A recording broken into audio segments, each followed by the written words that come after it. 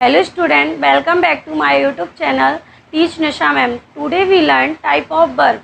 आज की जो हमारी क्लास है वो टाइप ऑफ वर्ब के बारे में है कि कितने टाइप होते हैं और क्या है ये टाइप, ये किसको कैसे यूज करते हैं।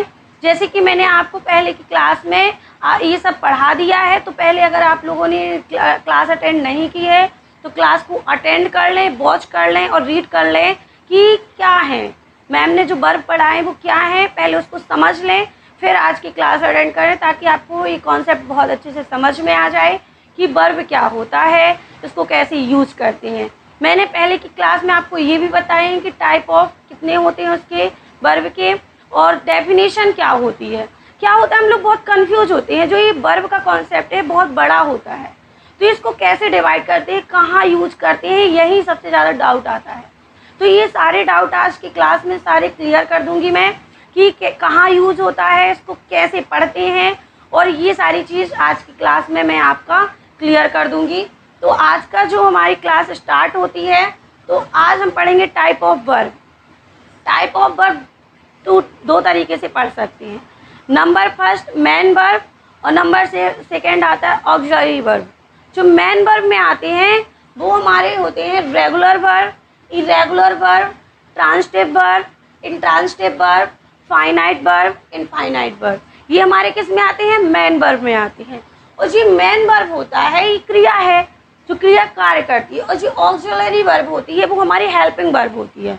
और हेल्पिंग वर्ब क्या क्या है, हमारी प्रिंसिपल, मॉडल और सेमी मॉडल, ये हेल्पिंग वर्ब है। अब ऐसे आपको समझ में नहीं आएगा तो मैं एक एक को एग्जाम्पल से बहुत ईजी तरीके से समझाऊंगी कि क्या है और इसको कैसे पढ़ते हैं, ठीक है। तो जो हमारा रेगुलर वर्ब होता है उसको हम कहते हैं हिंदी में नियमित क्रिया। क्या कहते हैं, नियमित क्रिया। इसकी जो मतलब जो इसकी फॉर्म होती है वो क्या होती है, थर्ड फॉर्म। ज़्यादा से ज़्यादा आप लोगों ने ये सुना होगा कभी भी किसी से कि वर्ब की थर्ड फॉर्म लिखो, सेकेंड फॉर्म लिखो, तो आप लोग कंफ्यूज हो जाते हो कि फॉर्म क्या है, ये क्या है जो फॉर्म होती है। तो मैं आज आपको बताऊंगी कि फॉर्म होती क्या है। इसका जो फॉर्म का होता है ये होती है V1, V2, V3, V4 और V5 जो मैंने लिखे हैं। तो V1 का मतलब होता है वर्ब की फर्स्ट फॉर्म, और V2 का मतलब होता है वर्ब की सेकेंड फॉर्म, और V3 का मतलब होता है वर्ब की थर्ड फॉर्म, और जो V4 होता है उसमें हमारा ING लगता है, और ये V5 होता है तो वर्ब की फिफ्थ फॉर्म वो फॉर्म होती है जिसमें S या ES लगता है। तो आप लोग ये S या ES, ED क्या है, ये हमारी रेगुलर वर्ब है। इसकी पहचान होती है इसका फिक्स पैटर्न। इसका जो पैटर्न होता है बिल्कुल फिक्स होता है। कैसे फिक्स होता है, इसकी ये पहचान होती है कि इसकी क्रिया में जो सेकेंड और थर्ड होती है उसके लास्ट में आप ED लगा दो, ED लगा दो और आपकी फॉर्म कंप्लीट हो गई। मतलब सिंपल सी बात है, इसमें अगर आपने ED लगा दिया तो आपकी जो रेगुलर वर्ब है बिल्कुल कंप्लीट हो गई। और इसी की पहचान है, ये रेगुलर वर्ब होती है, ये नियमित रूप से चलती है, यानी ये चेंज नहीं होती है। आपको ED लग के आपकी ये सारी चीज़ें हो जाएंगी, इसको याद भी नहीं करना पड़ेगा, ठीक है। और जो हमारा इरेगुलर वर्ब होता है उसको हम हिंदी में कहते हैं अनियमित क्रिया। इसका कोई नियम नहीं होता, इसका तो नियम होता है ना नियम, मैंने बताया है कि इसमें ED लगा दो तो आपकी फॉर्म कंप्लीट हो गई, लेकिन इसका कोई नियम नहीं होता। ये बदलते रहते हैं और कभी कभी बिल्कुल भी नहीं बदलती भी रहती है और नहीं भी बदलती। तो ये क्या है, अनियमित है। इनको याद करना पड़ेगा और इनको कोई याद नहीं करना पड़ेगा। अगर आपने इसको याद कर लिया तो आपको ये समझ में आ जाएगा, क्योंकि ये मैन है। ये जो अनियमित होते हैं इसको याद करना पड़ता है। क्यों याद करना पड़ता है, क्योंकि ये चेंज होते रहते हैं। अक्सर पूछे जाते हैं ना थर्ड फॉर्म, किसी भी चीज़ लिखे भी होते हैं सेंटेंस में, बुक में भी पढ़े होते हैं थर्ड फॉर्म। तो इस चीज़ को याद करना तो इम्पोर्टेंट है। तो याद कैसे करेंगे, आपको तो ये कॉन्सेप्ट क्लियर है कि रेगुलर वर्ब क्या है, ED लगा दो। और इरेगुलर वर्ब में अनियमित है, मतलब ये चेंज होते रहते हैं। जैसे कि गो, फर्स्ट फॉर्म क्या है उसकी, गो हो गई। फर्स्ट फॉर्म में कोई भी चेंजिंग नहीं होती है, कभी भी नहीं होती है, चाहे वो रेगुलर हो चाहे इरेगुलर वर्ब हो। जो फर्स्ट फॉर्म होती है उसमें कभी चेंजिंग नहीं होती है, वो वैसे ही होता है जो वर्ब होती है। जो सेकेंड फॉर्म है ये चेंज हो गया ना, पूरा टोटल चेंज हो गया, गो से बिल्कुल हटके है, बेंट है कि नहीं है। जो वर्ब की थर्ड फॉर्म होती है वो गॉन हो गई, ये भी बिल्कुल चेंज है। इसमें तो याद ही करना पड़ेगा, इसका कोई कॉन्सेप्ट नहीं होता कि आपने ईडी लगा दिया तो आपका बन गया। इसको याद करोगे आप लोग, इस चीज़ को याद कर लोगे, ये चीज़ समझ में आ जाएगी। एक चीज़ को तो याद करना ही पड़ेगा। जैसे सेकेंड एग्जाम्पल में मैंने देखा कट कट कट, इसमें कुछ चेंज हुआ? कुछ भी चेंज नहीं हुआ। यही तो कन्फ्यूज़न है। ऐसे बहुत सारे वर्ड होते हैं जिसमें बिल्कुल भी कुछ चेंज नहीं होता। बहुत सारी ऐसी वर्ब होती हैं जिसमें चेंजिंग आती ही नहीं है। तो इस चीज़ को समझ लोगे तो ये हमारा क्या है, इरेगुलर वर्ब। आया आपको समझ में कि रेगुलर वर्ब क्या होता है? रेगुलर वर्ब होता है जो नियम से चलता है, यानी इसका नियम है कि ईडी लगा हो तो आपका वर्ब कंप्लीट हो जाएगा, और इसका कोई नियम नहीं होता है। तो इसको आपको याद कर लेना है, ठीक है। अब जो हमारी नंबर सेकेंड में मैंने बताया ट्रांजिटिव वर्ब। ट्रांजिटिव वर्ब को क्या कहते हैं हिंदी में? सकर्मक क्रिया। क्या कहते हैं? सकर्मक क्रिया। और इंट्रांजिटिव वर्ब को क्या कहते हैं? अकर्मक क्रिया। पहले ट्रांजिटिव वर्ब को समझते हैं। तो ट्रांजिटिव वर्ब का मतलब जो होता है, the verb have an object. ये जो होती है वर्ब, वो बिना ऑब्जेक्ट के आपकी नहीं बन सकती, इसको ऑब्जेक्ट के द्वारा ही बनेगी, यानी इसमें ऑब्जेक्ट की ज़रूरत होती है। एग्जाम्पल से समझते हैं, ही ईट्स मैंगो। मैं खाता हूँ, तो बताना तो पड़ेगा कि मैं क्या खाती हूँ। मैं क्या खाती हूँ या क्या खाता हूँ, ये बताना ज़रूरी है। तो मैं आम खाता हूँ, खाना खाता हूँ, फ्रूट खाता हूँ, मतलब कुछ भी ऐसे बताना पड़ेगा। तो जिस चीज़ में आपको ऑब्जेक्ट की ज़रूरत पड़े तो वो हमारा क्या है? ट्रांजिटिव वर्ब है। ईजी तरीके से बता दूँ कि जिसमें आपको ऑब्जेक्ट की ज़रूरत पड़े वो क्या हमारा? ट्रांजिटिव वर्ब है। अब सेकेंड में भी एग्जाम्पल में मैंने लिखा है, he goes to market. He goes to market, वह बाजार जाता है। अब हमें बताना पड़ा ना कि वह कहाँ जाता है। जहाँ आपको ऑब्जेक्ट की ज़रूरत पड़े वो ट्रांजिटिव वर्ब है। इसमें आपको बताना पड़ेगा कि वह कहाँ जाता है। ऐसी बहुत सारी चीज़ें, जैसे वह गाता है तो क्या गाता है, ये सारी चीज़ें हमारी किसमें आएगी? ट्रांजिटिव वर्ब में। अब हम पढ़ते हैं किसको? Intransitive verb. जो इंट्रांजिटिव वर्ब होती है उसको हिंदी में क्या कहते हैं? अकर्मक क्रिया कहते हैं। अकर्मक क्रिया को कहते हैं the verb do not have an object. The verb do not have an object, यानी इसमें ऑब्जेक्ट की कोई ज़रूरत नहीं होती है। ये बिना ऑब्जेक्ट का सेंटेंस कंप्लीट हो जाता है। इसके एग्जांपल से समझाती हूँ कि ही वीप्स, वह रोता है। तो रोने को बताना पड़ेगा कि कैसे रोता है। रोना तो सिंपल है, रोते तो कई प्रकार से हैं। अब कई प्रकार से बच्चे तो कई प्रकार से रो देते हैं, लेकिन इसका सिर्फ एक ही चीज़ है कि इसकी अपन को ऑब्जेक्ट की ज़रूरत नहीं पड़ेगी इसमें। और जिसमें ऑब्जेक्ट की ज़रूरत ना पड़े वो क्या है? हमारा इंट्रांजिटिव वर्ब है। अब सेकेंड एग्जाम्पल में मैंने लिखा है, ही स्लीप्स, वह सोता है। अब सोना, सोने में कोई ऑब्जेक्ट है कि वह कैसे सोता है? सोना तो सोना है। वह सोता है, वह हंसता है। अब हंसना, हंसेगा ही ना, उसमें कोई ऑब्जेक्ट नहीं है कि उसमें कैसे हंसता है। तो ये जिसमें आपको ऑब्जेक्ट की ज़रूरत ना पड़े वो क्या है? इंट्रांजिटिव वर्ब है। सिंपल समझ में आया? ट्रांजिटिव वर्ब क्या है? जिसमें ऑब्जेक्ट की ज़रूरत हो। जिस वर्ब में क्या हो? ऑब्जेक्ट की ज़रूरत हो, तो उसको ट्रांजिटिव वर्ब कहते हैं। जिस सब्जेक्ट में, जिस वर्ब में ऑब्जेक्ट की ज़रूरत ना हो उसको इंट्रांजिटिव वर्ब कहते हैं। अब हमारा जो थर्ड होता है फाइनाइट वर्ब। फाइनाइट वर्ब को हम हिंदी में कहते हैं सीमित क्रिया। क्या कहते हैं? सीमित क्रिया।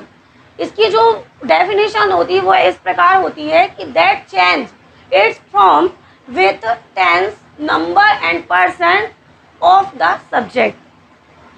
कि यह क्या होता है? यह सब्जेक्ट के साथ चेंज हो जाती है। जो हेल्पिंग वर्ब होती है सब्जेक्ट के साथ चेंजिंग हो जाती है।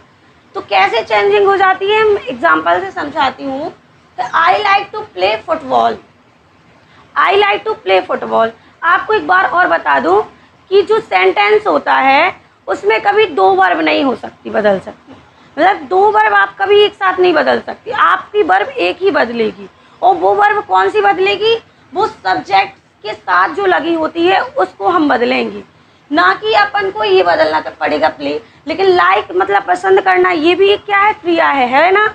और प्ले मतलब खेलना। तो अपन लोग यही तो कंफ्यूज हो जाती है, यही तो हम लोग को डाउट आ जाता है कि क्या है, कैसे समझेंगे। तो मैं बताती हूँ आपको, सिंपल सी बात है। आपको जहाँ आपका सब्जेक्ट हो उसके साथ आपको हेल्पिंग मतलब जो वर्ब होती है उसको बदल देना है, और बाकी नहीं बदलना है। अगर आपके साथ सब्जेक्ट लगा हुआ है तो वो वाली है वर्ब बदल जाएगी, बाकी नहीं बदलेगी। लगी हो या नहीं लगी हो वो नहीं हो, उसका कुछ नहीं होगा। तो उसको हम क्या कहेंगे?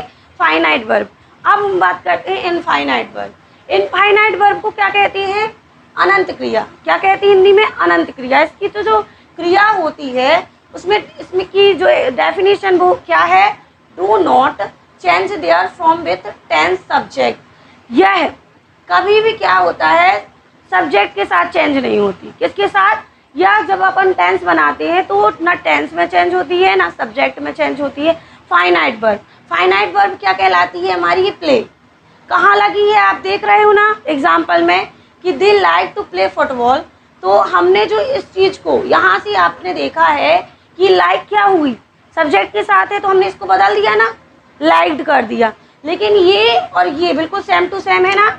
ये जो प्ले होती है ये बिल्कुल सेम टू सेम है। तो ये क्या है? हमारी फाइनाइट वर्ब है। और ये जो होती है हमारी लाइक, ये क्या है हमारी? क्या है? सॉरी, ये जो प्ले होती है वो होती है इनफाइनाइट वर्ब और जो ये लाइक होती है वो होती है फाइनाइट वर्ब। ठीक है। तो जो फाइनाइट वर्ब होता है वो सब्जेक्ट के साथ चेंज हो जाता है और इनफाइनाइट वर्ब सब्जेक्ट के साथ चेंज नहीं होता है क्योंकि वह टू के साथ। अब सब्जेक्ट हमारा आई है, आई क्या है? हमारा सब्जेक्ट है, तो चेंज कर सकती हूँ। लेकिन ये प्ले जो लगी है जी हमें बता रहा है, ऑब्जेक्ट के बारे में बता रहा है कि वह खेलना पसंद करता है। वह क्या करता है? पसंद, खेलना। तो ये ऑब्जेक्ट के बारे में बता रहा है तो यहाँ चेंज नहीं होगा। और हमने सेंटेंस देखो दूसरे में एग्जाम्पल में मैंने बताया है कि they like to play football. वे खेलना पसंद करते हैं। वो क्या करते हैं? वे फुटबॉल खेलना पसंद करते हैं। तो ये हमारा जो सेंटेंस होता है इसको हम बदल सकते हैं और इसको हम नहीं बदल सकते। और ये प्ले क्या है? हमारा इनफिनाइट वर्ब है और जो ये लाइक है वो हमारा फाइनाइट वर्ब है। तो जहाँ सेंटेंस में दो बार वर्ब एक सी आए तो आपको सिंपल सी भाषा में समझ जाना है कि जो हमारी फर्स्ट सब्जेक्ट के साथ वर्ब लगी होगी वो चेंज हो जाएगी और जो ऑब्जेक्ट के साथ होगी वो चेंज नहीं होगी। इससे आपको समझ में आ जाएगा कि फाइनाइट वर्ब है और इनफाइनाइट वर्ब है। ठीक है। अब जो हमारा नंबर सेकेंड का आता है, जो टाइप ऑफ वर्ब में नंबर सेकेंड आती है ऑक्सिलरी वर्ब। ऑक्सिलरी वर्ब होती है क्रिया, हेल्पिंग वर्ब होती है। क्या होती है? Helping verb. ये मैंने जो समझाई है वो क्या है? वो हमारी क्रिया है। क्रिया जो हम करते हैं, ये सब हम करते हैं, लेकिन जो ये ऑक्सिलरी वर्ब होती है वो करते नहीं है, वो करवाता है। यानी सीधी सी बात है, सेंटेंस को जोड़ते हैं। सेंटेंस को जोड़ने में जो मदद करते हैं वो हेल्पिंग वर्ब होती हैं। और हेल्पिंग वर्ब के बिना कोई भी सेंटेंस कंप्लीट नहीं होता है। आप कभी भी सेंटेंस को देख लें, बिना हेल्पिंग वर्ब के कोई भी सेंटेंस नहीं बनेगा। तो ये भी मुख्य भूमिका निभाता है। तो ये कौन सी वर्ब कहलाती है? Auxiliary verb. ऑक्सिलरी वर्ब में थर्ड आते हैं कौन कौन से? फर्स्ट में प्रिंसिपल यानी मुख्य क्रिया, मेन वर्ब, मॉडल। मॉडल तो आप लोगों को मैं पढ़ाऊंगी सेमी मॉडल। ये सारी चीज़ जो प्रिंसिपल होती है, मुख्य क्रिया। अब मुख्य क्रिया क्या होती है? एज, एम, आर, बाज, वेयर, डू, डज और ये हैज, हैव, हैड। ये क्या है? हमारी मुख्य क्रिया है। अब मुख्य क्रिया क्या होती है? जो हमारी यूज होती ही हैं, ये हर जगह यूज होती है। और ये मॉडल होते हैं जी हमें बताते हैं कि यह तुम कर सकते हो, तुम्हारी एबिलिटी को बताते हैं, तुम्हें एडवाइस देते कि तुम्हें यह कर सकते हो और ये तुम्हें योग्यता है और तुम ये करोगे। ये सारी चीज़ जहाँ आपको एडवाइस बताए और एबिलिटी को बताए तो ये हमारा क्या होगा? मॉडल होगा। क्या होगा? मॉडल होगा। इसके बारे में बिल्कुल अलग से बाद में पढ़ाऊंगी क्योंकि इसका जो कॉन्सेप्ट होता है बहुत बड़ा होता है, ऐसे समझ में नहीं आएगा। आप तो ये समझ लीजिए कि जहाँ आपको एबिलिटी बताए, एडवाइस बताए कि विल मतलब क्या होगा? करोगे। विल सेल मतलब तुम यह करोगे, तुम्हें बता रहा है ना कि तुम यह करोगे।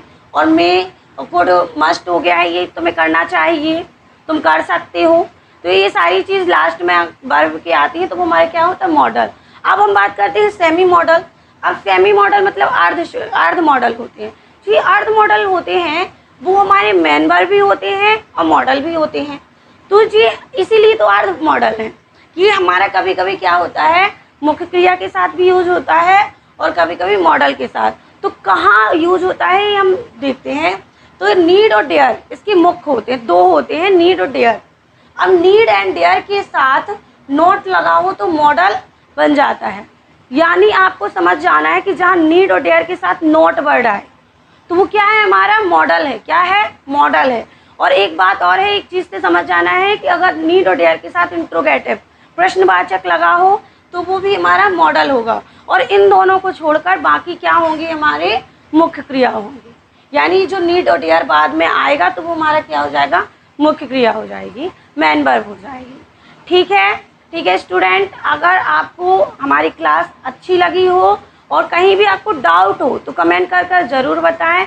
And hope you like this video and thank you so much. Please don't forget like, subscribe and share. Thank you again.